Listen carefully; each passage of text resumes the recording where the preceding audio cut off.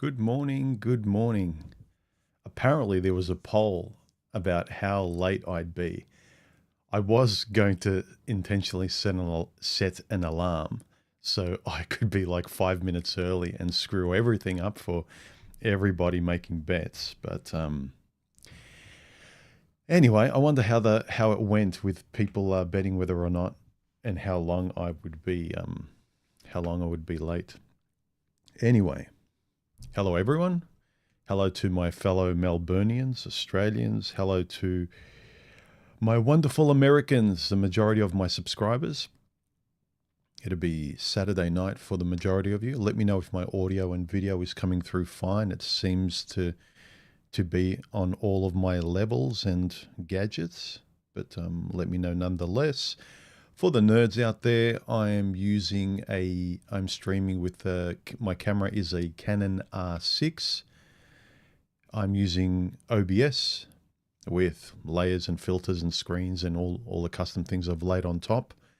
And the microphone I'm using is a Lewitt 550DM through a Rodecaster Pro with a slight boost on the bass on the low end. Anyway, and some compression. Ratio, I think, of 8:1, and yeah, at about negative 20 dB. It'll make sense to the audio nerds out there. Anyway, how's everyone going? If you would like to ask me a question during the stream, save it for the end, or even during the stream if you really want me to catch my eye as I'm looking at the stream, as I'm blabbing, because I can't pay attention to every single comment as I'm talking. It won't be very interesting for people. If you really want to catch my eye, super chat me. I'll definitely see that during the stream. But if you want to catch my eye and you don't want to super chat or can't, do this. Add 3 smiley faces or yellow emojis, brightly colored emojis before your question or comment to me. And if it's sensible and I can read it, and I will. I'll try to anyway. Anyhow, back to the stream. Let me pop out the stream as you guys talk amongst yourselves, just so I can see your comments in a huge window. I can't set this up beforehand. It screws up. Thank you, Donna, for the super chat. I don't know if that was because you lost some sort of bet you were creating with the other people on the stream, how late I'd be. I'm not sure. But anyway. So, Donna, let's see. I'll pop it up if I can find the window. There we go. Thanks, Donna. Oh, it's there we go. That's better.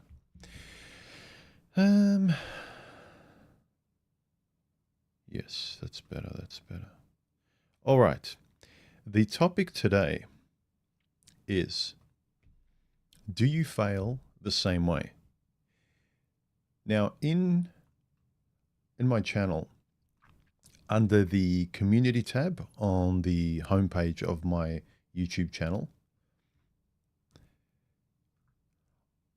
I asked the question, and this is what I said. I might as well put it up. Do you fail the same way? Each time we fail the same way, we feel shame. We picked the same map that led to the same place. Problem solving needs clarity, not repetition.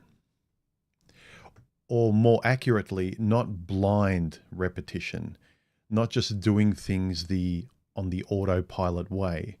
That may have been okay and sufficed when you were younger. There were no real consequences. You just did the way it was done, and you didn't really care.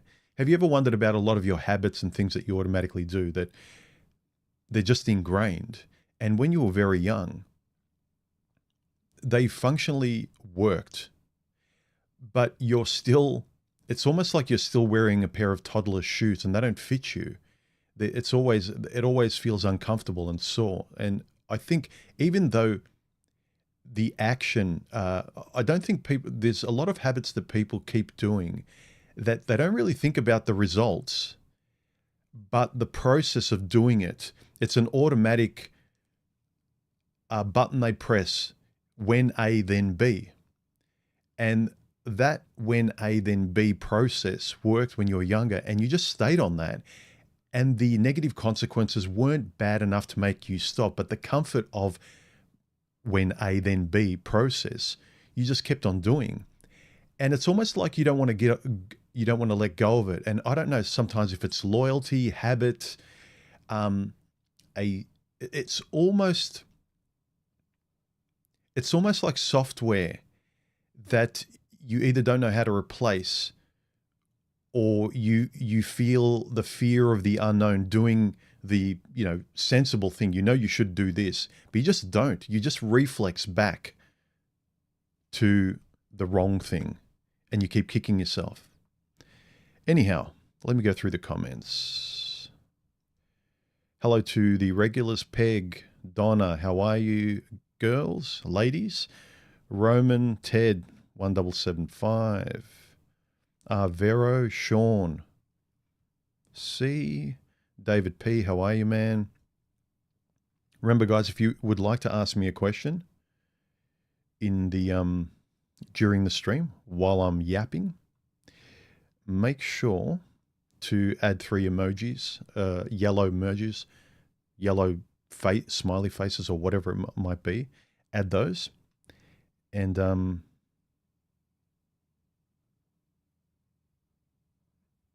yeah.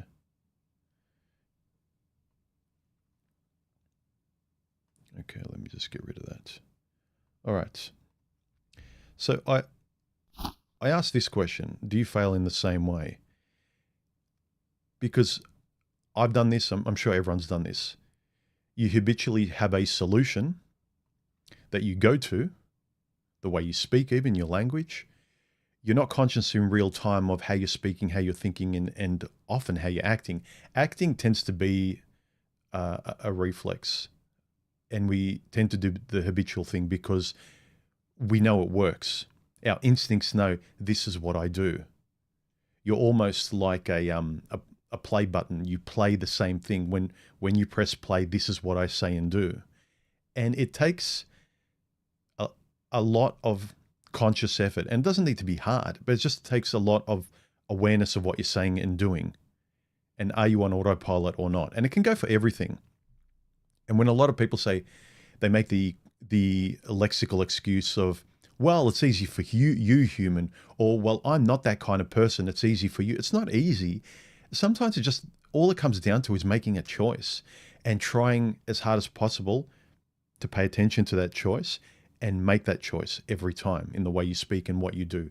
No, don't do this thing. Don't just, lean back and fall into those comfortable pillows of that choice that you've always made. Don't do the easy thing and just fall back into the pillows. Stand there, pause for a second, and actually do what you know to be right. Sean C. asked me, what time do you get to bed? I got to bed at, I think, about midnight. I got up pretty early. I think I got up about 8:30. Like I said, I was ready beforehand comfortably, and I could have kind of rushed it to be a minute ahead of time, or a few minutes, but I didn't want to play this game. I was trying to be on time though. I'm not trying to be late. If I was, 10 to 20 minutes late, I'd understand that would sort of be, I don't know. I have this discussion with people in my life. There are some people that can't stand being late. If it's something very important, I'll do my best to get there early. And I'll apologize if I'm late. If it kind of doesn't matter in the scheme of things. Again, I know it's rude. Yeah. I need to make more of an effort to be on time or early. But then you know what happens?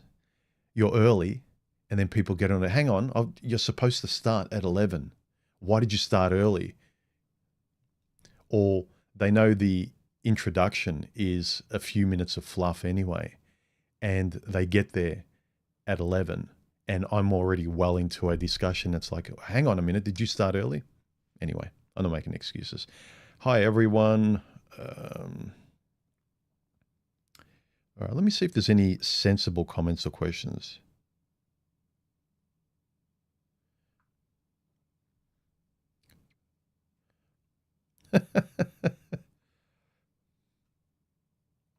Roman, he's a gay guy. He says, Human, could you please tell me why straight women constantly try to get between my husband and I? Probably for the same reasons that you try to get between my woman and I. Just a thought. Look, people have fun antagonizing. They play games like you joke around with me and so on and so forth. So who knows? You can't mind read.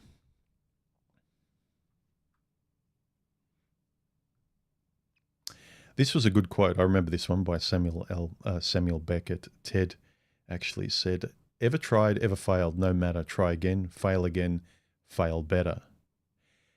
I agree. When people tend to read fail better, I know, and you know, Ted, what we mean by this. It's try, and if you do fail, your failures are better in the sense that you've learned something, or the quality of them, or the point at which you would fail is later or fewer or less predictable. But when people hear fail better, they immediately just think, I don't want to fail. But I know exactly what you mean. My reason for coming up with this topic, and it's around the same lines as the poll I gave a while ago, why do you give up? And we'll get back to this. The reason I pose it, I think a lot of these problems that people are trying to fix in the manosphere and groups, they're trying to mathematically and in bullet point remember lines that they can recall, rather than know how to dance and converse with them and know how to react in their speech, know how to stand up for themselves, rather than what lines can I remember. So when this happens in my life and you're scrambling and you're anxious and you're on survival mode and you're kind of fearful and everything's shutting down, even your relaxed cognitive ability to remember literary quotes, it doesn't work. All that matters is in real time, what can you say? What can your instincts say, right? That's why none of this stuff that people try and remember in terms of like a self-help manosphere kind of advice. Sorry, guys, there's a lot of sun coming in. I have to reduce my ND filter, or increase it rather. That's why when you're in survival mode and your body and your psyche is panicking, your base brain, not your prefrontal cortex, your base brain takes over, and it's got its gloves up defending yourself. It's not thinking, because that front part of your brain is where the survival's taken care of. You know, your safety, your low-level Maslow's is taken care of. So you're comfortable, you're not afraid, so on and so forth. That's why when you're on a date, you don't remember and you can't stand up for any of this manosphere stuff that that you know, which is useful intellectually. But when you're nervous, when you're in love, when you don't know what to say because you really like somebody in front of you on a date, that's why all you can do is say and afterwards you kick yourself and you know you should know better. Why I keep saying practice thinking and speaking better, exercise this kind of mental verbal muscle of speaking a certain way and reacting a certain way in real time without remembering things. I'm not trying to really recall things. Sometimes I recall sayings and quotes, right? But they're pertinent to the moment that I'm engaging in with you guys in front of a person, you know? So for you guys going on a date, you need to to be this person all the time in discussion when you talk and express yourself.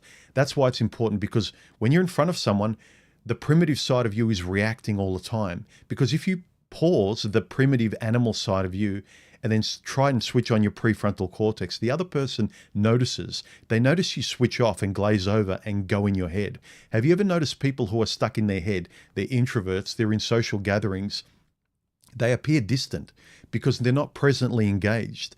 And this is what happens to you. You think you know all this information, and online with your friends, you say, yeah, you're very confident, you're fluent, you know how to think and speak, and you're very charged up and inspired, right?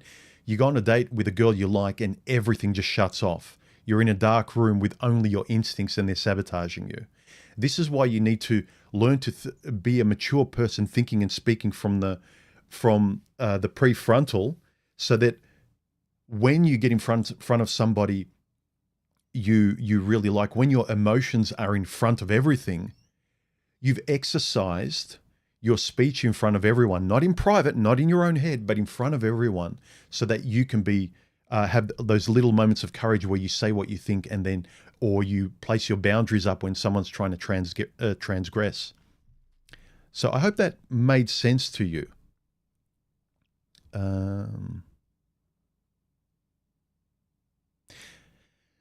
Zaman 2020 says, I always thought I was failing, but I now realize that was only my point of view. Perspective is a big thing too. Sometimes you convince yourself that you are a certain way, or you're doing things a certain way where you're really not. You're just kicking yourself. Big Ol says, when it comes to our relationships and behaviors in love, most of our actions are unconscious, programmed in childhood. Abusers create abusers. Is it really possible to break the chain? The more conscious you are and aware of it, the better chance you have.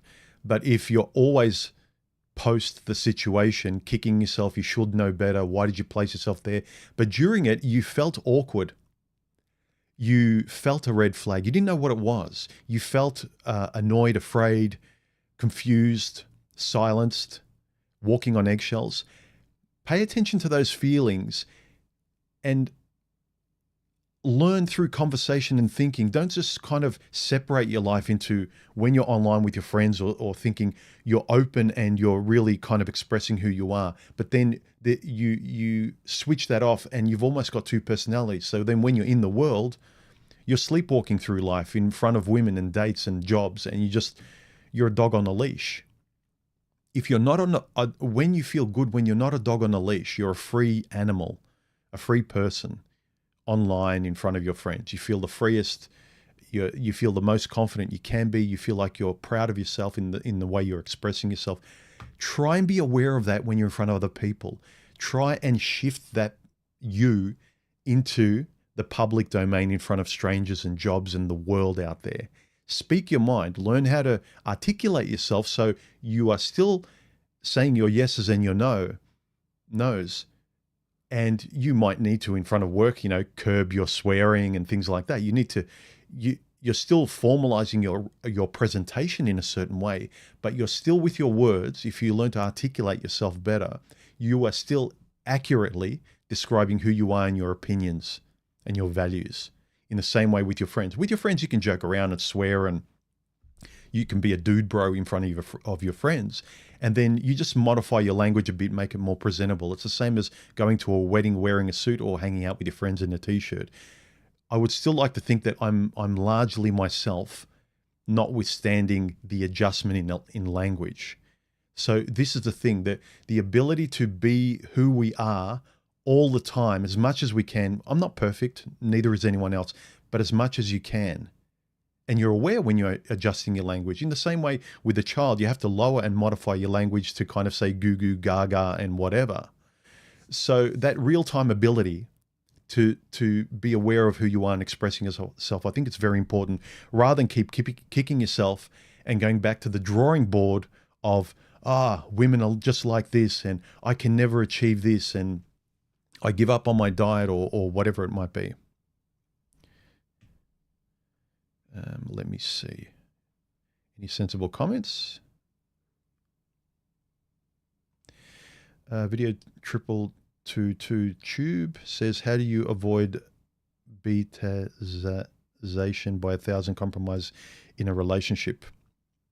Learn to articulate yourself. I keep saying this, and I don't care if people find it a broken record. But if you can make the small little victories of saying the words that you're proud to say with your friends and in private, that you feel like this is exactly who I am, and then you keep censoring yourself in front of Chicky Poo or whoever, and you know you could say it, you could still express yourself, but you decide you don't want to cause waves. Get over the fear and realize there's nothing wrong with your point of view. I exist here in the relationship as well, pumpkin, not just you. And you can express it in a way that's civil and fair. Not putting her down, not telling her to F off. You might need to. I've done that a few times when nothing works, right? But there's a way of standing up for yourself. Almost all the time, 90 whatever % of the time, you have to stand up for yourself in terms of choice of action. You can walk away.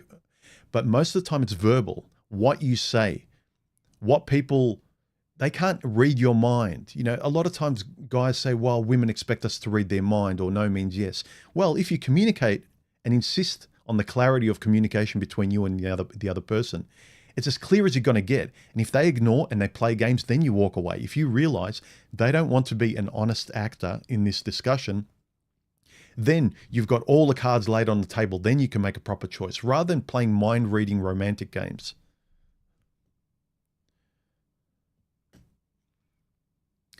All right. So in terms of failing and failing again, back to this topic here. Why I always had a problem when people said, oh, get out of your comfort zone, human. And I always resisted and said, like, I know myself. I don't want to do something different that's uncomfortable just to change things up. So I'm not going to, start a course on microbiology where I don't care just to change things up. You, of course, have to change things up if something's not working. Change your state to get out of your funk or to get out of a bad situation or something, but still do it your way. This is why I keep insisting on thinking and expressing yourself exactly the way you are. Not just to other people, but to yourself, and then you can clarify things. And so changing your state that's not working, no matter how many times you repeat it, that's giving you the same negative, bad, or no result, is changing things into a way that you just can't be bothered. It's a little bit more difficult. It takes a bit more effort. It's still you, but you'd rather just do the comfort zone of repeating your Groundhog Day of, repetitive reactions to things. React in a different way, but still react in a way that you want. For instance, when I started picking up a camera, I've never done it before, but it interested me. Go in the direction that interests you, that you want to go. And that's the different choice you should make. Do the thing you want to do, but you're too afraid to do or too lazy to do, those kind of things. So change your state, get out of your comfort zone in a different way that's still comfortable to your way of thinking or your personality. So that's what I mean. Not become another person. Don't fake your way out of it. But have some courage to do the thing you're too lazy to have done until this point.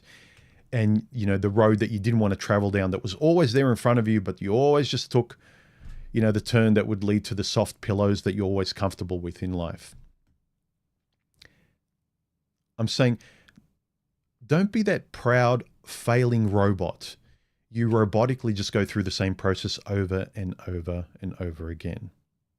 And I asked this, and I posed this thumbnail and this question: do you fail the same way over and over again? And the comment, each time we fail, it induces shame if we keep repetitively failing the same way. There's a lot of shame. You knew better. You just kept doing the wrong thing again. The alcoholic who keeps drinking. There's such shame. Remember, guilt is you did the wrong thing. Shame is you are the wrong thing. And the more you keep doing the wrong thing and you know it, you feel shame. You feel like you can't help it. You're a loser. Not that you made a losing choice and, well, how was I supposed to know? On the surface, as a calculated risk, as something I'd never done before and experienced. It may work. I've never tried it. And then once you try once, twice, maybe three times, it's like, no, like I can't have faith in this working anymore. The probability of it failing is almost guaranteed, or, above 90%. You need to be real with yourself. These are these repetitive mistakes or repetitive thinking that I see a lot in the manosphere, where guys are frustrated at the same things, and they date the same way, and they deal with women the same way, and they talk the same way, and they just keep increasing their frustration, and they refuse to adjust their perspective, their vocabulary, how they think and react to things, how they date, what they expect. Look at all the women who are entitled and expect a lot, and they don't want to realistically adjust their expectations and be a bit more fair in front of other people. Same with us. The best you can do is start with you, be as clear, fair, and honest with yourself, and then you'll be able to see the lack of clarity, fairness, and honesty with the other person. That's what happened to me when I started pointing the finger at myself, not just at women in the world. And I was kind of like the third person observing the situation, and I tried to take as much fair ownership as possible. Fair ownership, not just trying to be a masochist and kick myself for everything and tell myself I'm a loser, but to be fair about it. And then you can objectively go, no, I said what I wanted to say. There's nothing left out of this equation in this interaction that I could have done better. Yeah, post you could have adjusted a few lines, but generally in real time, speaking like this and saying what I want to say, I generally expressed myself and I conveyed exactly who I was and what I wanted. I didn't lie. I didn't say a big no to her yeses and then regret it in a big way later on. This is a thing we have to keep getting better at. Again, do what you want, but this is me. When I'm talking to you, I'm talking to a younger version of myself. So if there's any of you guys that resonate with this, this is the kind of ears that I hope some of this blabbing and my experience will sort of edify some of you with. There were a few comments on Instagram. I had a few comments, one by Pinetree65. He said, if you keep failing, you need to change your process. Exactly. Your process, as I said before, get out of your comfort zone, out of your old process, but in your own way, adjust your process. It's still you. So don't be afraid of adjustment and still staying on your path, what you want to do, what your personality is. Unless your personality is very antisocial and the things you're complaining about, you're hypocritical of, because you'll never solve them simply because of your really negative, entitled attitude. As I said, we can see it clearly in a lot of entitled women out there, but there's a lot of guys that are kind of acting in a same entitled way themselves, in a male way, in terms of like, they expect everything, but they don't want to give anything. You have to look at things from the other person's point of view fairly. Yes, it's unfair that she should expect a millionaire when she's doing nothing. She's got nothing to her name. She's a zero and she expects 100. But meeting people reasonably halfway, that's what it's all about. And being conscious about what you need, like the compatibility between meeting someone halfway and how that works out. I've said before, it doesn't always have to be 50-50. There's some things I'm happy to give 60, 70, 80% of because I enjoy doing them. It's no big deal. And I only need 20% back or 30. Some things I need 60% back, 70. Sorry, she's going to have to do more of that than me. She does. And women will say, that's not fair. I don't care. That's what I need. And a lot of those are emotional. A lot of those are things I can't get from myself or my male friends or anyone else.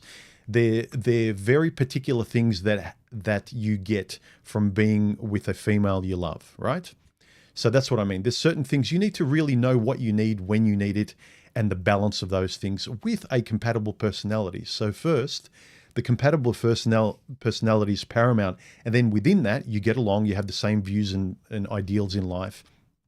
You're on the same page. And now working out the roles and the give and take and the percentages there, roughly, what you appreciate. The other person enjoys giving it to you, and they're not, what they require back is only this much, or not the same thing. Because sometimes you can say, like, for instance, I take the garbage out. I don't expect her to take the garbage out 20% of the time, whatever. I do it 100%. It equates with something else she does for me. So we all, that give and take is a different topic, but it goes back to being fair and realistic about how you relate and interact with someone or something. It goes for your hobbies too. The amount of effort you put in and what you get back. So, yes. Danger, it says it's all about perspective. If you think you're failing again and again, you're right. But instead, if you're learning, then there is progress. Yes, learning. And then after a few times, like 2-3 chances, come on. The probabilities, if it looks like a blueprinted result and your process is blueprinted, I'd pretty much bet a lot that it's the whole thing is blueprinted. If you want a guarantee, if you're the person that loves guarantees and consistency, keep doing it. You'll consistently get the same negative result. You might enjoy the consistency of feeling good going into something you're comfortable with. But if you're kind of intentionally closing your eyes to the end result, that's probably going to happen. Then, yeah, it's on you. David P. 2888 says, failure to me means a lack of adaptation to new or changing circumstances. If you screw up first time, you adapt to get a better result. If you continuously fail the same way, your process is faulty. Yes. How many times, think about a car manufacturer. There's a faulty component that, like in the car, that constantly makes it break down. But they refuse to change that part of the process in manufacturing the car. And then they'll blame the lack of people buying it, the result, they're not making money from it. It's objectively a bad process, that part of the process. No, we're not changing our manufacturing, we're not adjusting anything. It's ridiculous. And the mechanical, mathematical mind of, especially the guys out there, will recognize this. But when it comes to us, we make all manner of excuses not to adjust things. It's still your factory, guys. You're making the car you want. You're thinking the same way you want to think. You're doing things the way you would like. That's pretty dark. I'm not saying to change who you are. Adjust your process. Lay down the armor. Stop being so afraid of things. Learn how to speak and think better so that you are trying to as confidently do things your way as possible without apology, things like that. But if you don't think and speak better and express yourself, other people will just take you the way they want to take you. Bosses and dates and women and governments and everyone, if you don't speak up and say exactly what you want and don't want, your silence will be filled by what they want. And your silence will be taken as, yes, I'm fine with it. They didn't object, therefore I do what I want to do. They're basically moving in a direction. If you're on a date, you go on a date with a confident woman you like. She's open, expressive, and like entertaining and talkative and stuff. And you're mesmerized by it like a snake, like a cobra. And then you wonder why she never sees the real you or never listens to you. Well, do you speak, and do you speak honestly? So anyway, guys, if anyone wants to ask me a question, if you're here during the stream live, pardon me, super chat me or add 3 brightly colored emoji faces or something, circles, before your question or comment to me. I asked a poll. Where's the poll? I think a week or so ago, related to this topic about why people give up. And the overwhelming one was a lack of progress. So if you keep repetitively doing the same thing the same way over and over again, the progress of taking that same action over and over again, the same tactic, if you're using the same map over and over again, you are never going to progress. And so why use the same map? Redraw your own map. Again, it's still your map, but redraw it, adjust it. And under this poll, there are a few notable comments that I wanted to share as well. Realistic Delinquent said, the research is alarmingly consistent on this. If the weaker animal in a pair is not allowed to win 1/3 of its contests with a stronger opponent, it stops being willing to compete. But what if the opponent is life at large? I give up because even if I win, life conspires to rescind my victories. It's a foregone conclusion, so why compete? This goes back to what my instincts were telling me. You give things or people one chance, two chance, three at most, and it's staring you right in the face. You can't trust this person or process anymore. And it equates to the 1 in 3 things roughly. Trust your own instincts. How many chances can you give people or processes that you yourself are doing? If you keep doing it again and again and again, expecting different results, we all know what Einstein said. Rocket scientist said, sometimes you have to know when to give up, juice, squeeze. Be content with what you have. Yeah. Is the juice worth the squeeze, as Barbarossa so famously put it, is an important point. It's not a glib saying, this isn't worth the squeeze, therefore I won't even try. I think you really need to try the things you find important.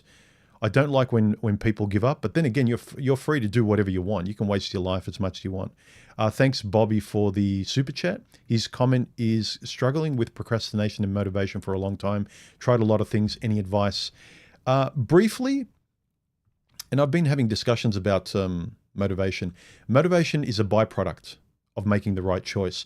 Do not try and be motivated. You can't start with motivation. Motivation to me is like happiness.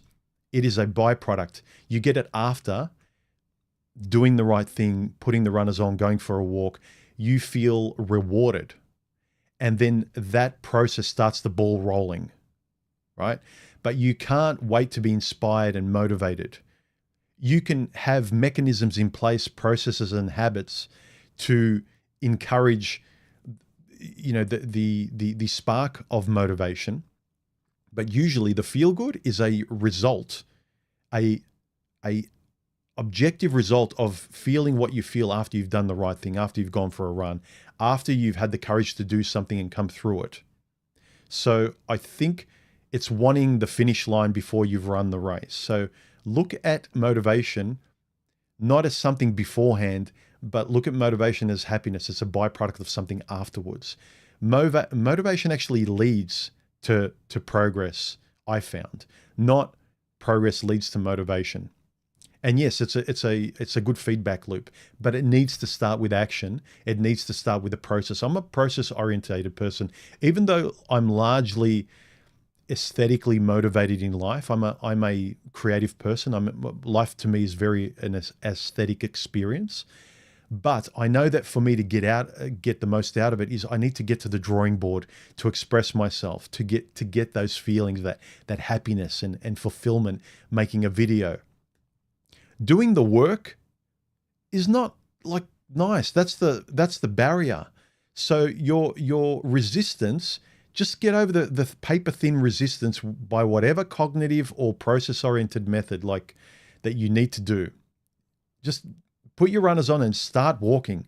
Tell yourself that I'm just going to go around the block, and if I want to come home, you give yourself that pass. But most of the time you put your runners on and you say, I'm going to quit once I'm around the block, and that's the least amount I can do. You end up walking for half an hour.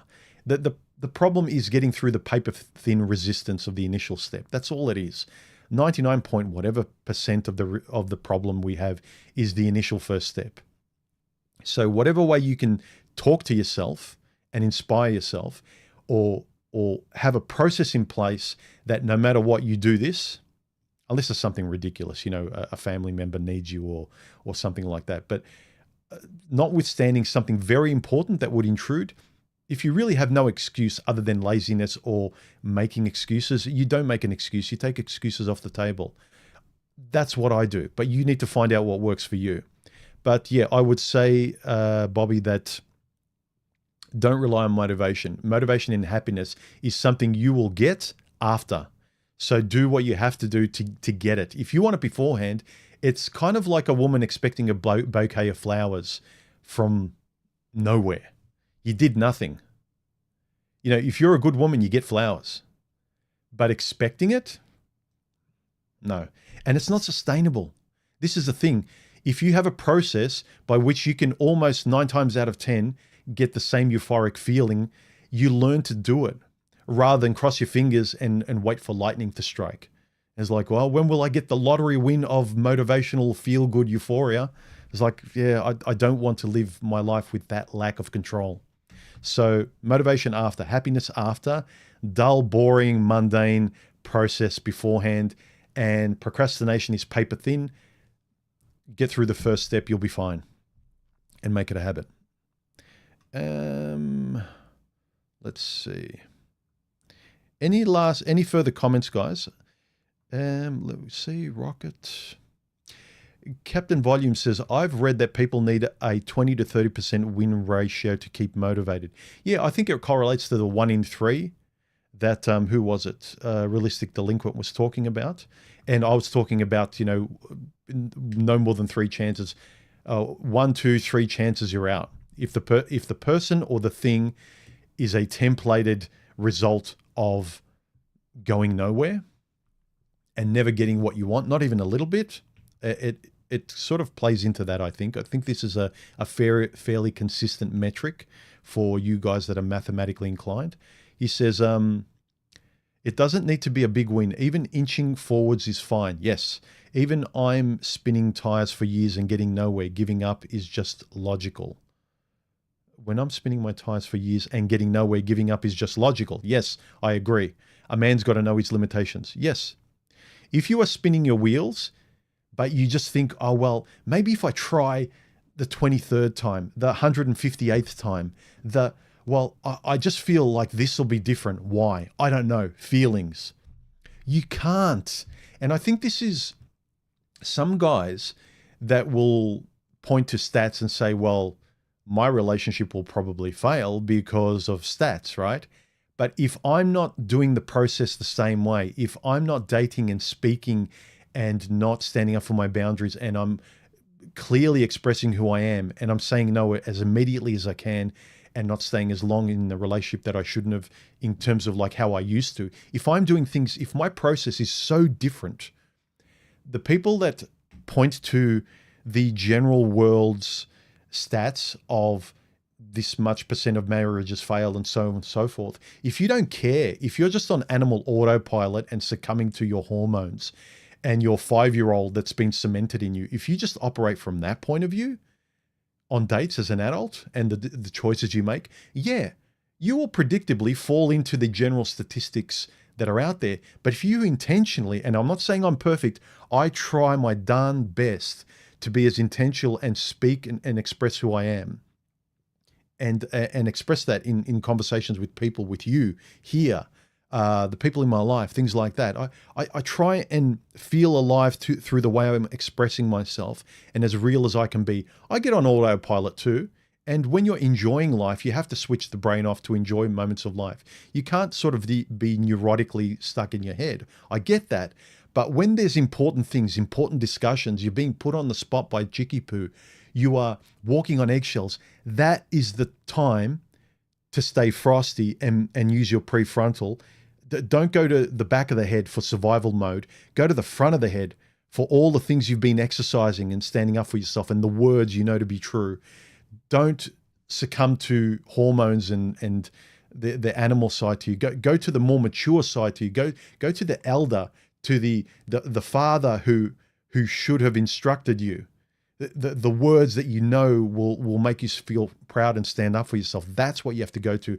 And they're not the animal brain. They're not your instincts. Your instincts want you to just do this, and then they abandon you, and you're left with a mess. And sometimes guys irrecoverably are left with the mess of where hormones led them. Your hormones, your feelings, your impulses. There are a 5-year-old wanting chocolate cake for breakfast, lunch, and dinner, and then complaining as an adult why they're morbidly obese, because they still keep, their map is still that 5-year-old's. Anyway, end of rant. Any last questions before we wrap this show up for today?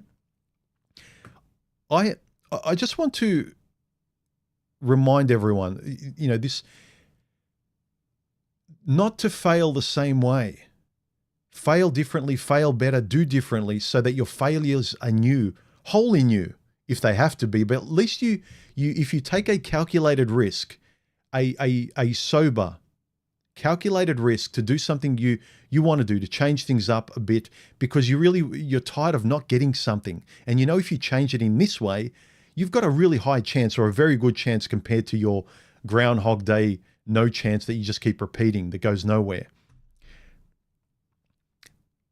This kind of problem solving, philosophical problem solving about your life and what's important, your values-based problem solving, needs this kind of clarity, gentlemen and ladies, not hope-based repetition, not crossing your fingers because this is what I like and this is what makes me feel good.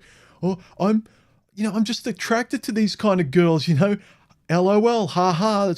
I'm attracted to what I find attractive. I like what I like. What am I supposed to be attracted to? What I'm not? Am I supposed to be attracted to dogs or a gender that I'm not attracted? Like, come on, stop grasping for low-hanging fruit of excuses to keep yourself doing the habitual lazy thing you've always done. You know that you can change. Like, give a different type of date a try that you still find attractive. Stop going for the 10 out of 10 that your 5-year-old wants, but go for the 8 or 10 out of 10, a reasonable, good, stable, attractive person from the rational point of view of you. The kind of you when you get on forums with your male friends and you kind of really stand up for what's right, what you want, what's wrong with the world. Make those decisions when you're on a date. Don't go on a date and be a 5-year-old, and then when you're off the date, you're sober and you wake up and it's like, what's wrong with the world? Well, you're part of what's wrong. If you go out there and you're banging every chick on Tinder and then complaining that there's no good women left, like you're creating a lot of, I'm not saying it's their fault for like sleeping around, but it's also your fault with creating more and more of the women that you're sleeping around with. And I know that a lot of guys don't even get the opportunity. I get it. I'm not blaming anyone, but just be realistic. If you believe in certain values, live by those values. Don't expect those values to be handed to you like a bouquet of flowers. Anyway, Derp Devil. Derp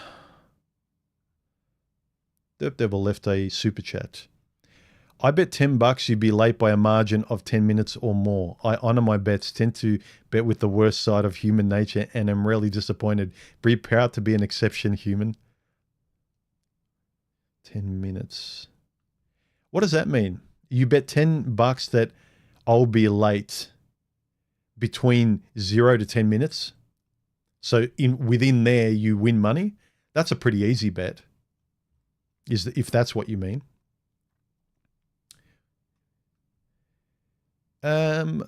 Luke says, will you be on Gilded after this, human? Yes. If anyone has a microphone, after the stream ends, give me 5 to 10 minutes. Congregate in my Gilded server. Learn how to use push to talk. If you're not sure, just watch a 2-minute video on YouTube. And I'll be on Gilded after this, and I'll chat with you guys for a little bit as well if you guys want to talk in real time with me if you have a microphone. Make sure you like, comment, subscribe, all that good stuff. I hope this stream was edifying. And again, I want to reiterate that each time you fail in the same way, you just condition yourself with the failure and the shame afterwards. Again. I knew better. I saw this coming. This felt the same way. This was deja vu. I still did it. And I was crossing my fingers like a schoolgirl. Don't keep doing things the same way, expecting different results, gentlemen. Fail, but don't fail the same way, guys. Fail, but do not fail the same way.